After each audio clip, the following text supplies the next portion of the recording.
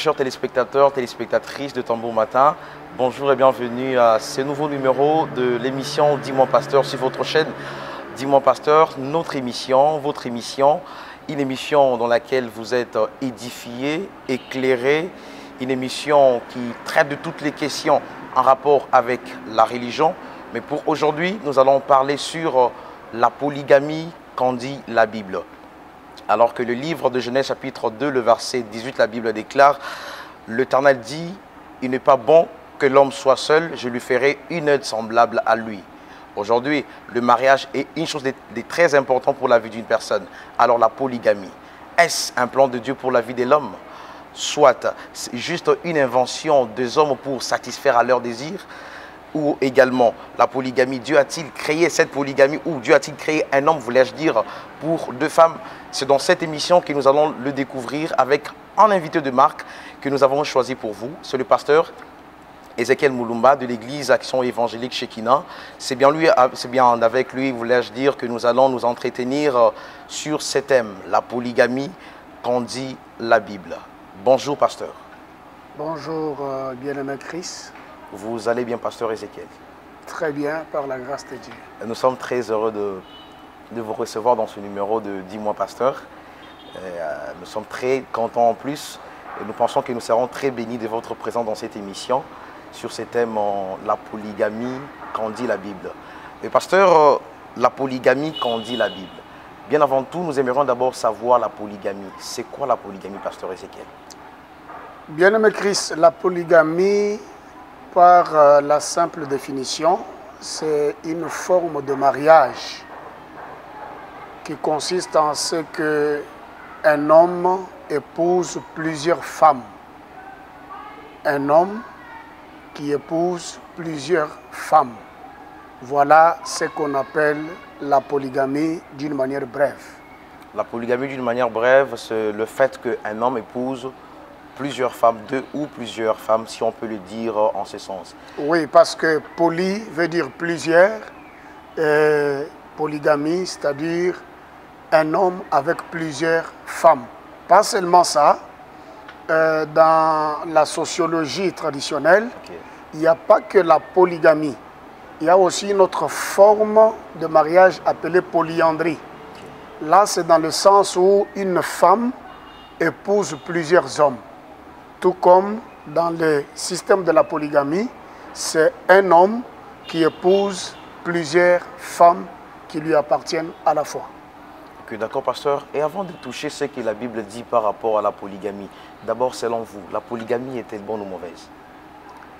D'une manière générale, en tant que pasteur, en tant qu'un homme aussi qui se respecte, brièvement, je peux dire que la polygamie n'est pas une bonne chose pour un homme.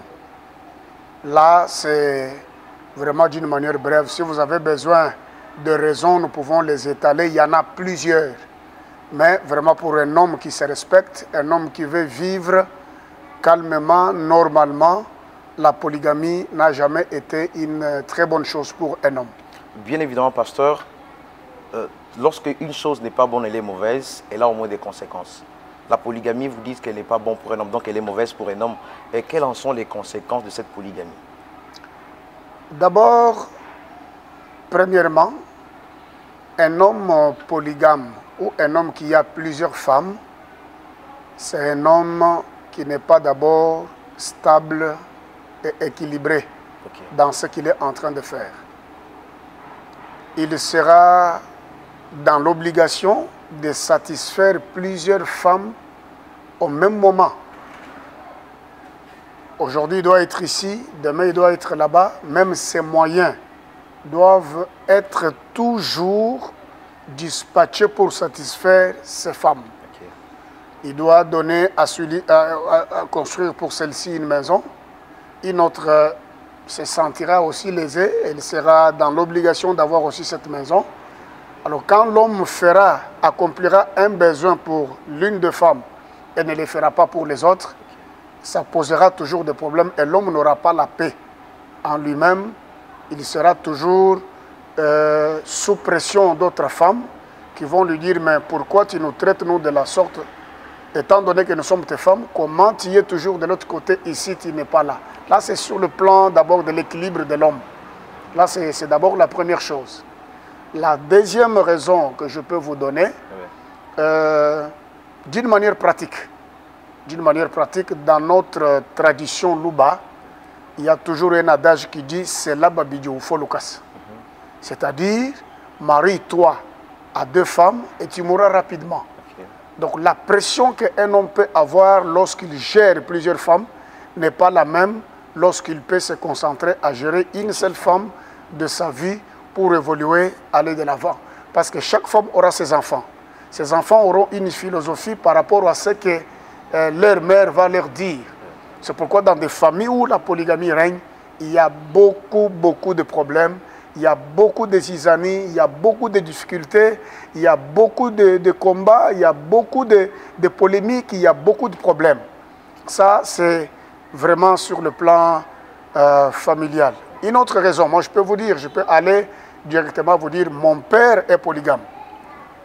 Nous sommes nés dans une famille où la polygamie a régné. Mais un jour, lorsque nous étions encore trop jeunes, notre père nous appelle avec mon frère, l'aîné de la famille. Il nous dit, mes enfants, le seul conseil que je peux vous donner en tant que votre père, c'est de vous dire, n'essayez jamais dans votre vie de devenir polygame. Okay. Mariez-vous une seule fois pour toutes et vous allez voir que vous allez évoluer dans la vie. Nous n'étions pas dans l'obligation de lui poser des questions, papa, pourquoi tu nous dis ça?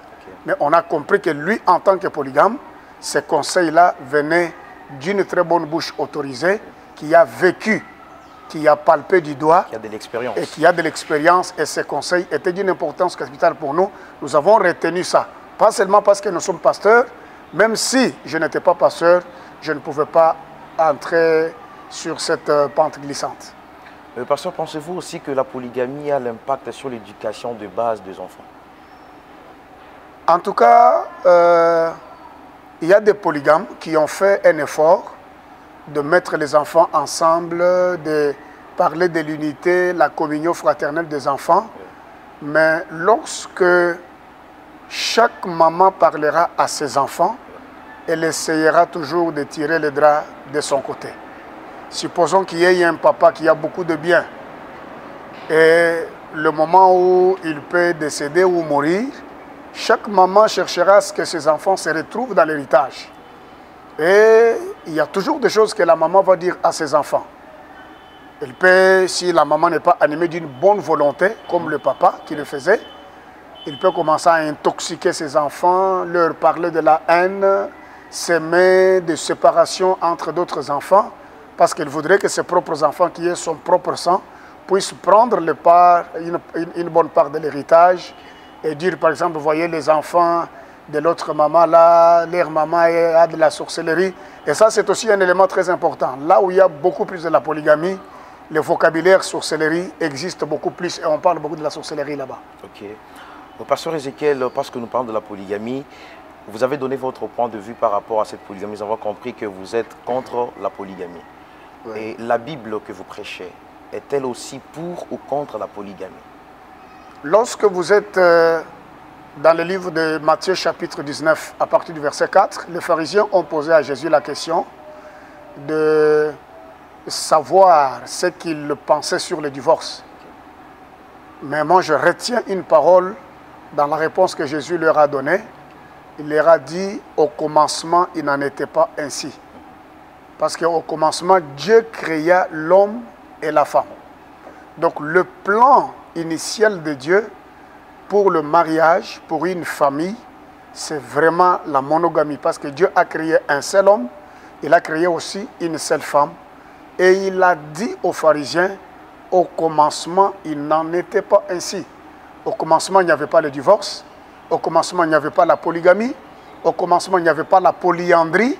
Au commencement, il n'y avait pas ceci, toutes ces formes que nous avons de mariage aujourd'hui.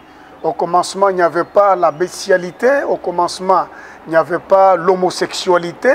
Au commencement, il n'y avait pas tout ce que nous voyons, toutes sortes de dérèglements sexuels. Si nous voulons rentrer à la pensée originale de Dieu, Dieu créa l'homme pour une seule femme et une femme pour un seul homme. C'est ça ce que la Bible nous dit. Donc la Bible, elle est contre la polygamie. Si Dieu était contre la polygamie, pasteur Ézéchiel, pourquoi permettre que le roi David ait plusieurs femmes, voire aussi son fils Salomon qui avait 700 femmes et 300 concubines? N'est-ce pas un encouragement pour les gens de notre génération aujourd'hui? Merci beaucoup, ça c'est une question très pertinente. Je crois que tout ce que nous voyons les gens faire dans la Bible n'est pas vraiment un modèle pour un chrétien aujourd'hui. De copier exactement. Tous nous ne sommes pas des David, nous ne sommes pas des Salomon. Mais si nous voulons d'abord rentrer dans cette pensée logique de David et de Salomon, comme vous venez d'évoquer cet exemple, le problème ce n'est pas de les voir et de les voir plutôt se marier à plusieurs femmes. La première chose, ils étaient des rois. La deuxième chose, nous voyons la finalité de ces gens. Comment ils ont fini leur vie avec cette polygamie. Vous allez voir que David, qui était un homme de bon cœur, un homme apprécié par le Seigneur, mais cette polygamie, vouloir toujours ajouter une autre femme à plusieurs femmes qu'il avait déjà, cela lui a poussé même de prendre la femme d'Uri, qui était son serviteur, qui était à son service, au service de la nation. Il a pris cette femme et il est allé même plus loin pour l'amour de cette femme, conquérir la femme et ne jamais être inquiété par quoi que ce soit en utilisant le pouvoir royal qu'il avait. Il a même envoyé Uri au front et Uri a été tué. Alors vous voyez que si la polygamie était une bonne chose, il ne pouvait pas, en ayant déjà beaucoup de femmes, il va prendre la femme de quelqu'un d'autre parce qu'il était toujours ensoiffé d'ajouter. Vous voyez déjà que Dieu avait condamné cet acte-là, ce n'était pas une bonne chose. Le deuxième élément, c'est l'élément de Salomon, son fils. Il a fait exactement ce que son père a fait, il a même ajouté plusieurs autres femmes. Mais vous allez lire dans la Bible que la finalité de Salomon, son cœur s'est penché enfin aux idoles que ces femmes avaient amenées de leur famille de provenance. Donc, vers le soir de la vie de Salomon, Salomon qui était un homme sage, qui était un homme vraiment intelligent, mais son cœur s'est incliné à l'idolâtrie. Et Dieu n'était pas pour ça.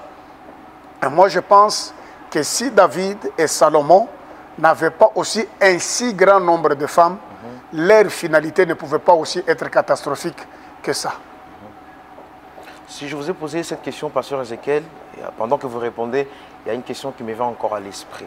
Nous voyons aujourd'hui certains hommes d'église, certains hommes de Dieu qui appuient la polygamie, qui avancent certains versets bibliques, qui appuient la polygamie. Parfois, vous trouvez un autre peuple ou certaines personnes qui sont accrochées par ce discours. Qu'est-ce que vous pouvez leur dire? En tout cas, nous sommes, comme je peux le dire dans les mots simples, nous sommes dans la démocratie. Chacun peut déclarer, parler ce qu'il veut. Mais si nous avons besoin de valeurs chrétiennes durables et respectables dans notre génération, en tout cas, on ne peut pas croire à ce genre d'enseignement ou cette façon de comprendre les choses. Il y a trop de légèreté, vous allez voir. Un homme qui a une femme et qui cherche à en ajouter une autre.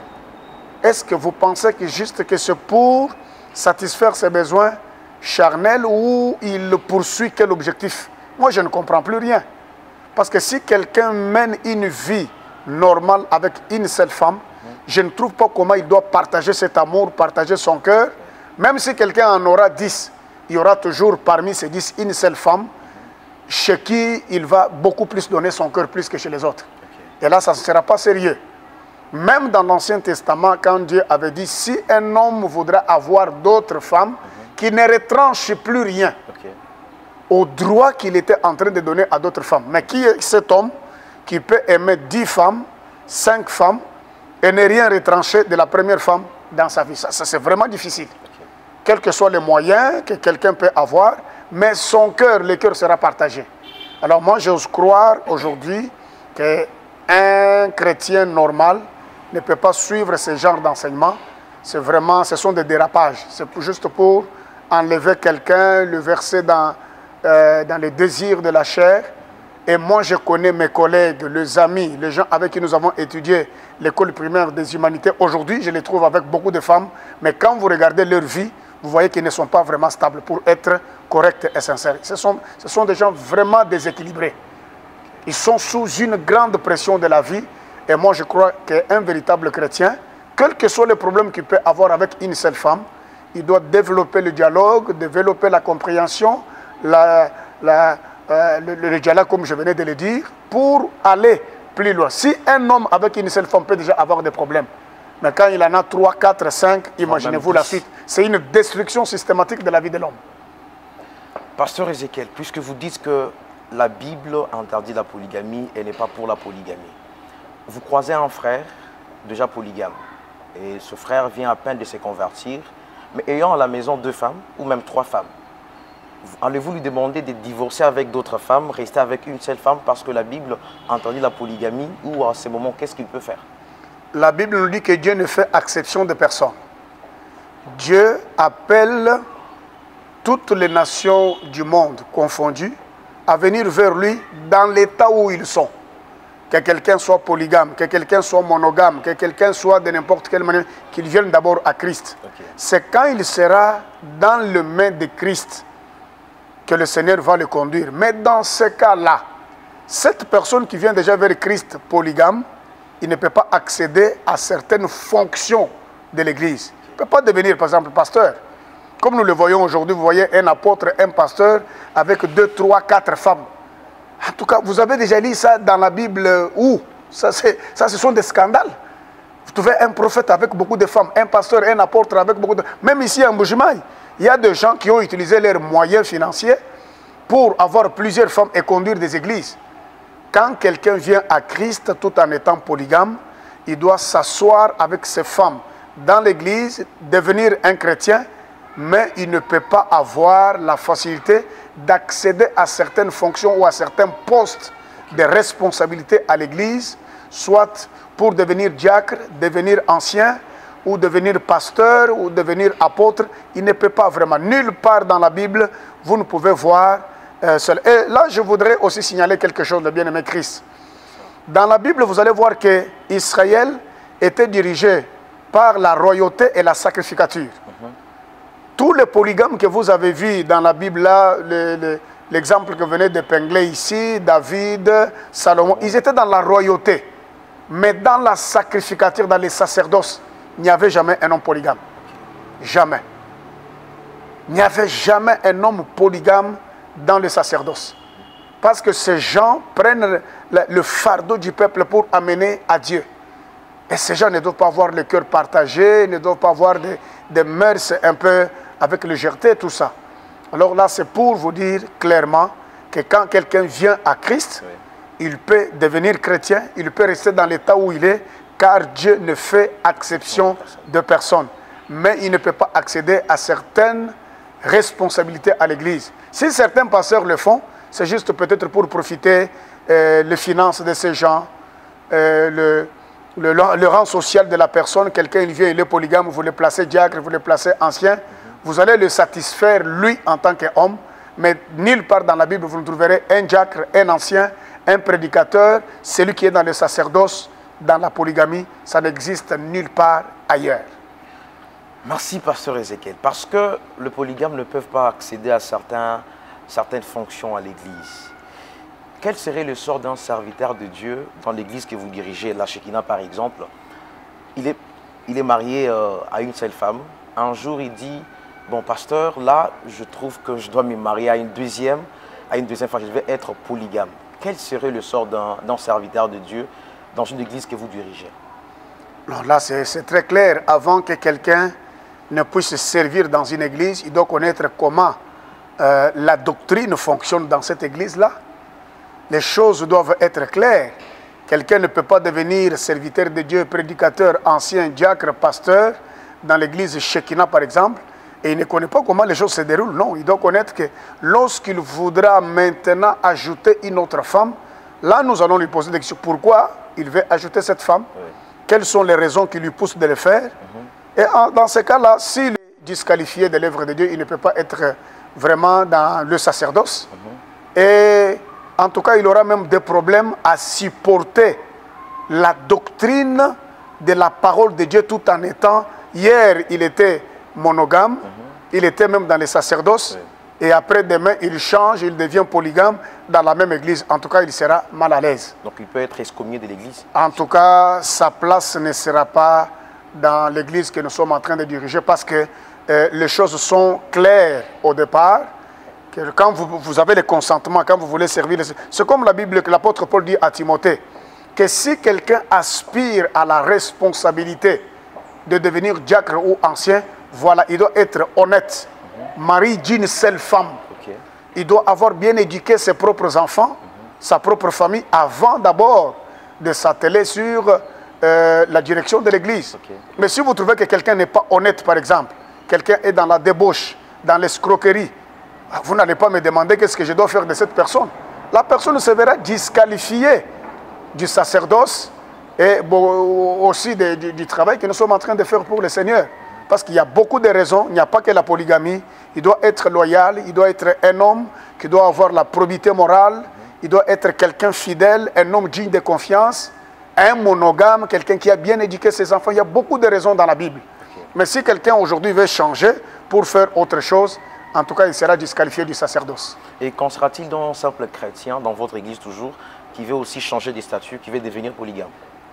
En tout cas, c'est clair qu'en tant que pasteur, nous sommes en train de lutter, de parler à chaque chrétien dans la parole de Dieu, que quel que soit le problème que vous pouvez avoir avec votre épouse, la réconciliation existe, l'arrangement existe, la restauration existe.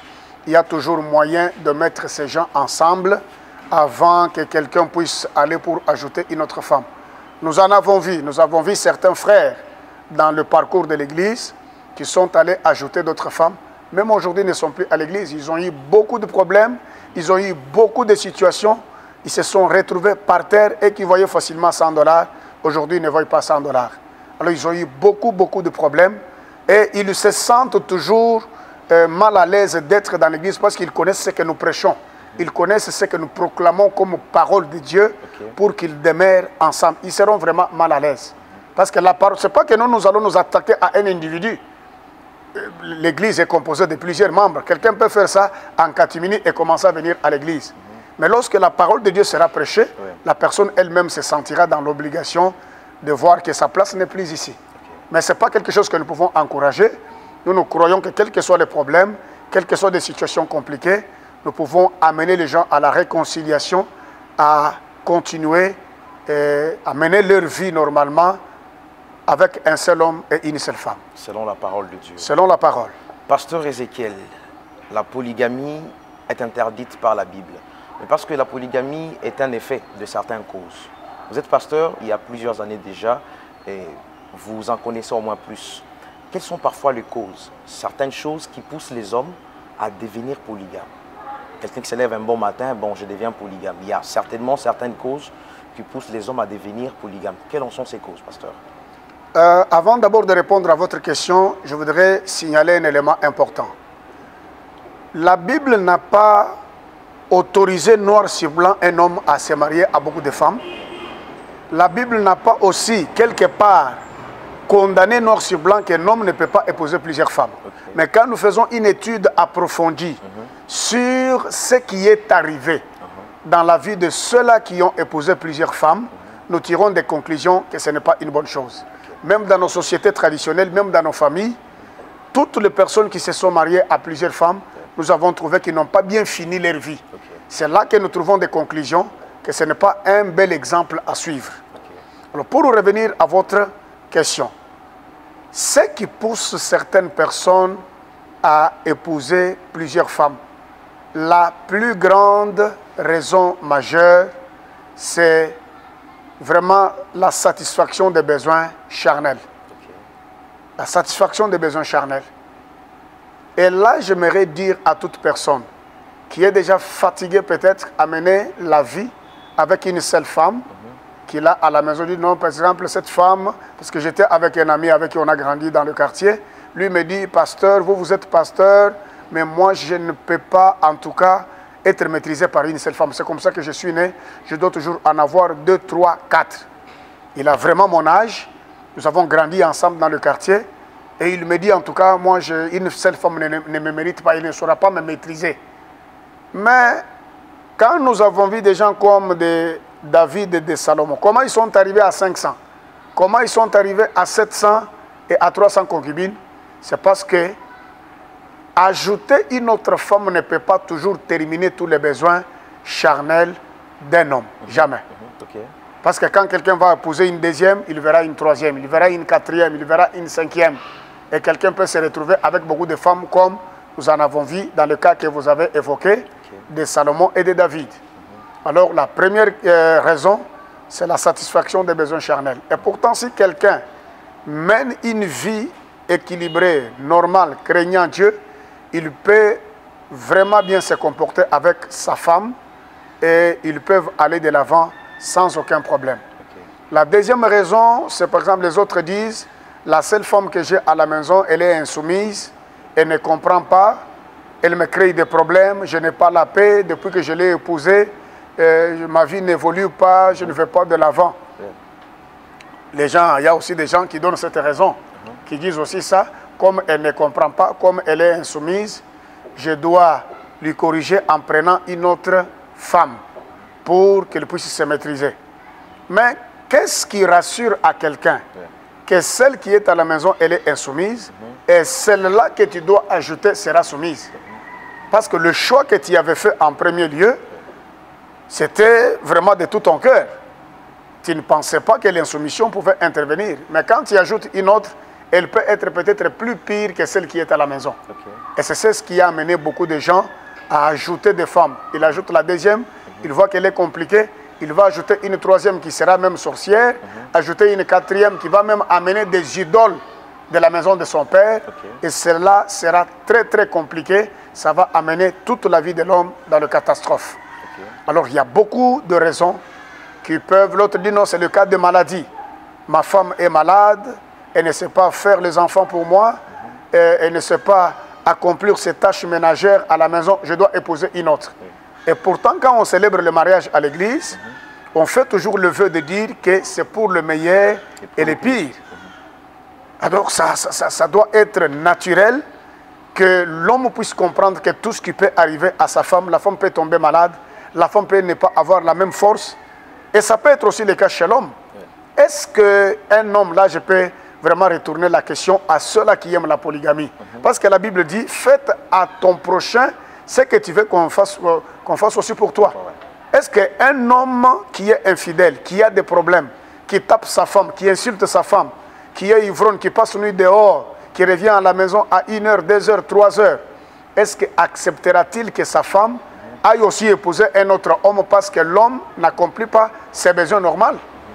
Vous voyez que si une femme va tomber dans la polyandrie, va chercher d'autres hommes, ça sera un problème chez l'homme. L'homme ne supportera pas ça. De la même manière que ça fait mal à un homme de voir une femme, sa femme dans les bras d'un autre homme, ça fait aussi du mal à une femme de voir son mari dans le bras d'une autre femme. Alors il y a beaucoup de raisons. J'ai donné seulement ces 3 raisons pour gagner le temps. Donc si j'ai bien compris dans vos paroles, je peux déceler aussi que la question du choix du conjoint fait aussi partie de la polygamie aujourd'hui. Si le choix est peut-être mal fait au départ, ça risque de barder plus tard. D'une part, nous pouvons dire oui. Et quelque part, nous pouvons aussi dire non. Oui, parce que le choix du conjoint, c'est un choix judicieux qu'il faut faire vraiment en âme et conscience. Il faut faire en âme et conscience. Nous conseillons aux jeunes gens, nous conseillons ceux qui ont déjà l'âge de se marier, qu'on ne fait pas la vie au brouillon. Il faut prendre le temps, il faut prier le Seigneur, il faut chercher le concours de votre pasteur, de votre encadreur spirituel, pour qu'il puisse vous guider à faire le choix, parce que ce n'est ni le pasteur, ni les parents qui vont faire pour toi le choix, c'est un choix que tu fais seul. Ça peut amener des problèmes lorsque quelqu'un a fait un mauvais choix. Mais nous avons aussi observé en tant que pasteur qu'il y a des gens qui ont eu de bonnes femmes, des femmes soumises, des femmes fidèles, des femmes qui travaillent, des femmes qui le respectent. Mais vous voyez que ces gens laissent ces femmes-là pour courir derrière les prostituées. Mais nous ne savons pas quelle qualité cette femme prostituée peut avoir, plus que la femme qui est à la maison qui est resté avec le monsieur des années et des années, acceptant la souffrance, la persécution et tout le problème qui sont arrivés dans leur vie. Alors il y a aussi des hommes qui sont envoûtés comme ça.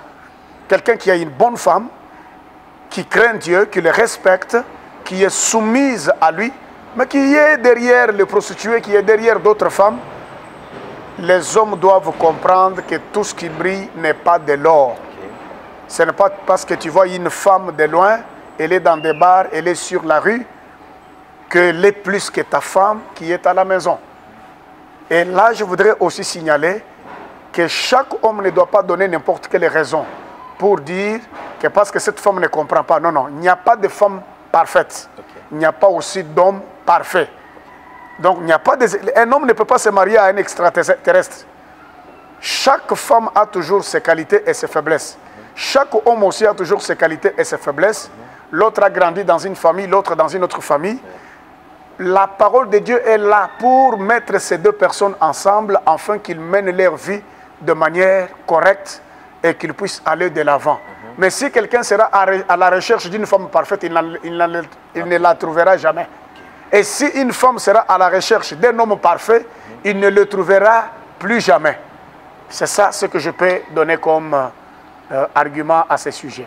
Parce que nous sommes en train d'aller petit à petit vers la fin de cette émission, pasteur. J'étais un jour scandalisé, j'étais sur Internet, je tombe sur une vidéo du genre dans un pays d'Afrique où on a légalisé la polygamie. Un homme pouvait se marier à 2, 3 femmes, officiellement, religieusement aussi. Il passe devant l'église, le pasteur de cette église ou le curé de l'église bénit ce mariage-là. Si aujourd'hui, ici en RDC, vous en tant que pasteur, on arrivait par exemple à légaliser la polygamie par l'État congolais, quelles seraient vos réactions en tant que pasteur dans cette nation? Oui, je pense que toute chose va aussi de la conviction et de la croyance.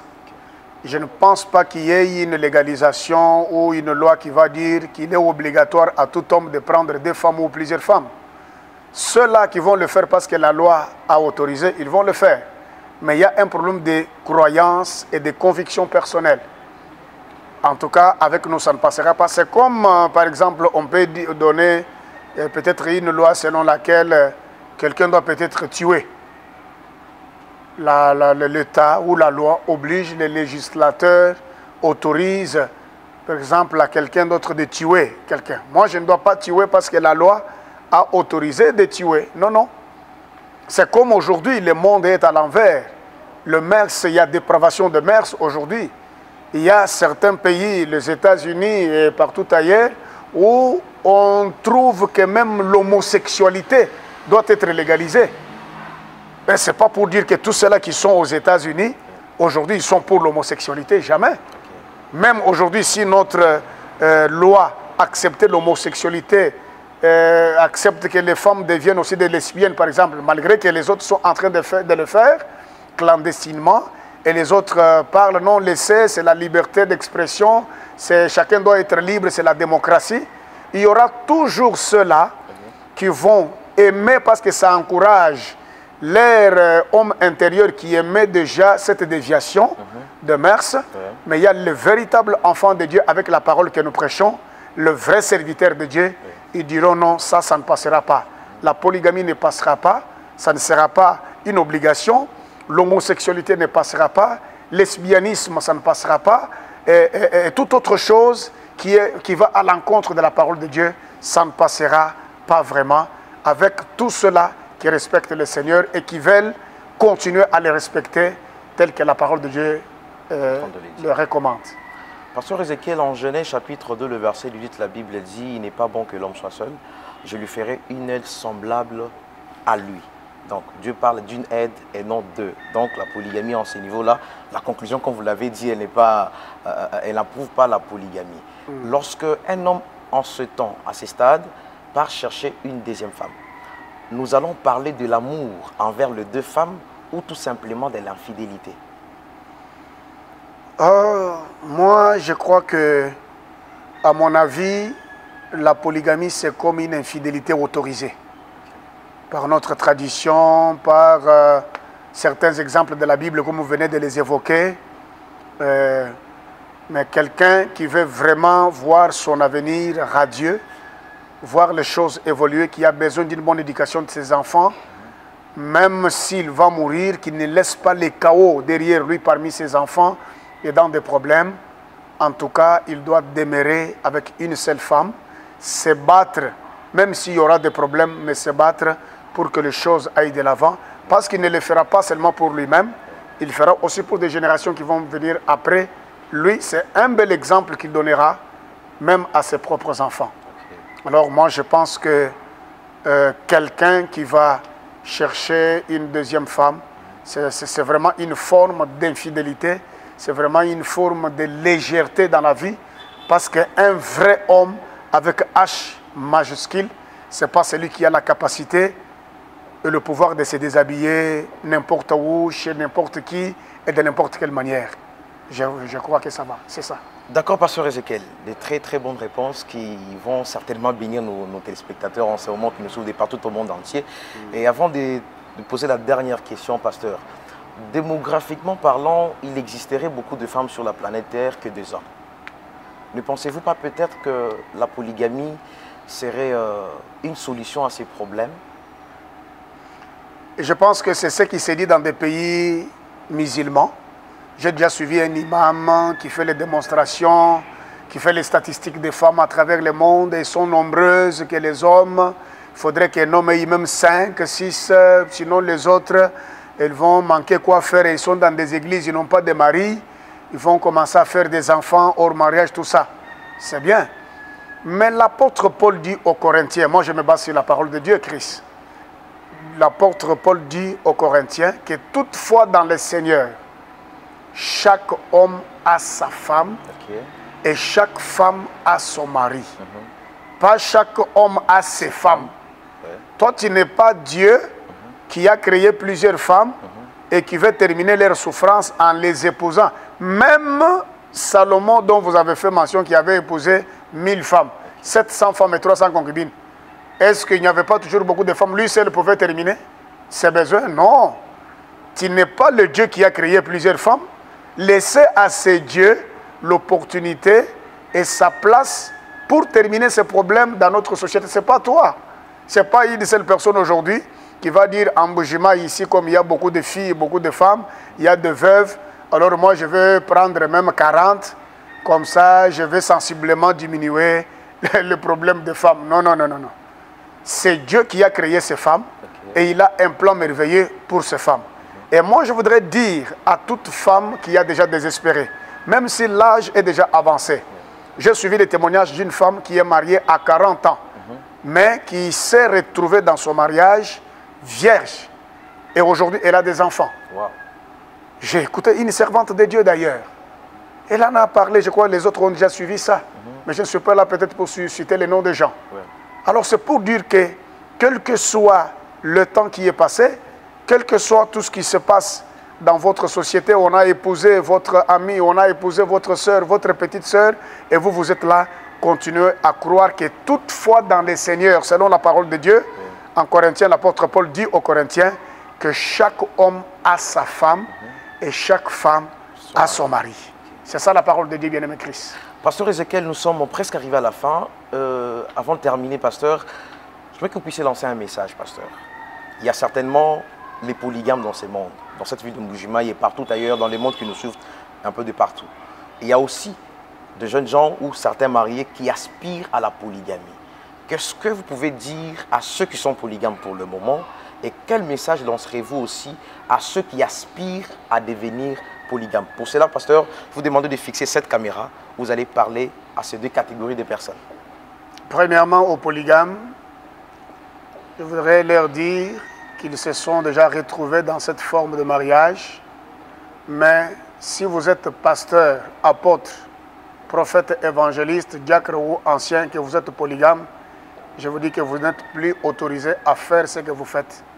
Soit vous abandonnez ce que vous faites pour Dieu, vous restez fidèle ou croyant dans votre église, ça serait une bonne chose. Nulle part dans la Bible, vous ne trouverez un pasteur, un apôtre, un ancien d'église ou un diacre vraiment polygame. La deuxième chose, je voudrais signaler aux polygames qui de continuer à se battre pour l'unité et la communion de leur famille. S'ils peuvent être sincères, ils comprendront que ce n'est pas facile, mais ils doivent se battre parce que c'est un fardeau qu'ils ont déjà pris. Parce que si vous ne faites pas attention, vous allez satisfaire vos besoins charnels, vous allez mourir et laisser le chaos, la famille divisée, la famille avec beaucoup de problèmes. Là, c'est ce que je peux dire à ceux-là qui sont déjà dans la polygamie. Deuxièmement, je vais conseiller à ceux qui sont monogames ou célibataires, qui regardent à gauche, à droite, et qui regardent peut-être leurs avoirs, leur argent, leur poste de responsabilité. Ils pensent que pour être à l'aise par rapport aux avoirs qu'ils ont, il faut qu'ils ajoutent d'autres femmes. Je leur dis, mariez-vous à une seule femme, battez-vous, fondez une famille de manière correcte, craignez le Seigneur. Ce n'est pas en ajoutant une autre femme que vous pouvez être heureux. Non, vous pouvez être heureux avec une seule femme. Vous pouvez vous disputer le matin, vous réconcilier le soir, vous battre et laisser une bonne trace et un bel exemple pour ceux-là qui peuvent venir après vous, vos enfants et vos petits-enfants. Ils verront en vous un modèle idéal d'un papa qui est resté fidèle à une seule femme, quels que soient les problèmes, et d'une femme qui est restée soumise à son mari, quel que soit le problème. Alors, je conseille aux jeunes gens de ne pas aller vite.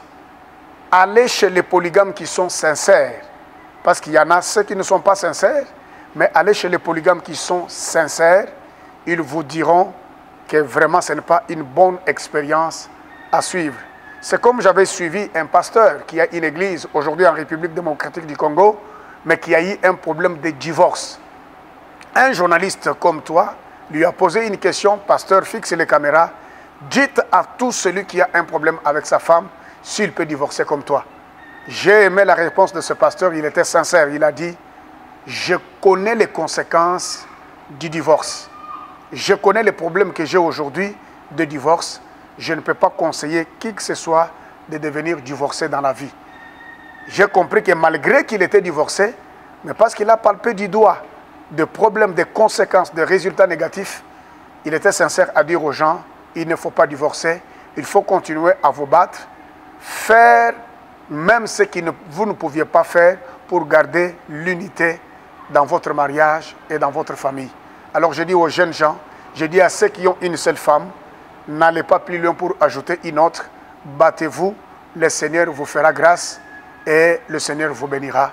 Merci beaucoup. Merci beaucoup, Pasteur Ezekiel. Nous sommes très honorés. L'émission Dis-moi Pasteur est vraiment honorée. Tambour Matin est honoré de vous avoir reçu dans cette émission avec comme thème la polygamie, qu'en dit la Bible. Nous vous disons sincèrement merci, Pasteur. C'est moi qui vous remercie aussi. Je voudrais remercier le PDG de cette chaîne, remercier tous ceux-là qui travaillent. Que Dieu bénisse cette chaîne, que Dieu bénisse le PDG, que Dieu bénisse tous ceux-là qui travaillent. Que la grâce du Seigneur soit avec vous. Amen. Pour l'espace que vous donnez au pasteur pour parler de la part de Dieu et faire connaître à l'humanité la véritable volonté parfaite de Dieu et non la volonté permissive du Seigneur. Que Dieu vous bénisse et la joie est partagée. Nous acceptons. Amen, Pasteur Ezekiel. Très chers téléspectateurs, téléspectatrices de Tambour Matin, c'était l'émission Dis-moi Pasteur. Une émission aujourd'hui qui a eu l'honneur de recevoir le pasteur Ezekiel Mulumba, qui est le représentant de l'église Action Évangélique Shekinah. Et avec lui, nous avons parlé, nous sommes entretenus sur la polygamie, qu'en dit la Bible. Nous vous demandons de vous abonner sur notre chaîne YouTube et d'activer votre cloche de notification pour ne rien rater de nos prochaines vidéos. Nous disons merci à Jean-Pierre Kabongo derrière les grandes machines pour la réalisation de cette émission. Merci au DG Arsène Punga Wampunga qui nous a permis de pouvoir être là pour cette grande émission Dis-moi Pasteur. Nous vous disons merci et à très bientôt.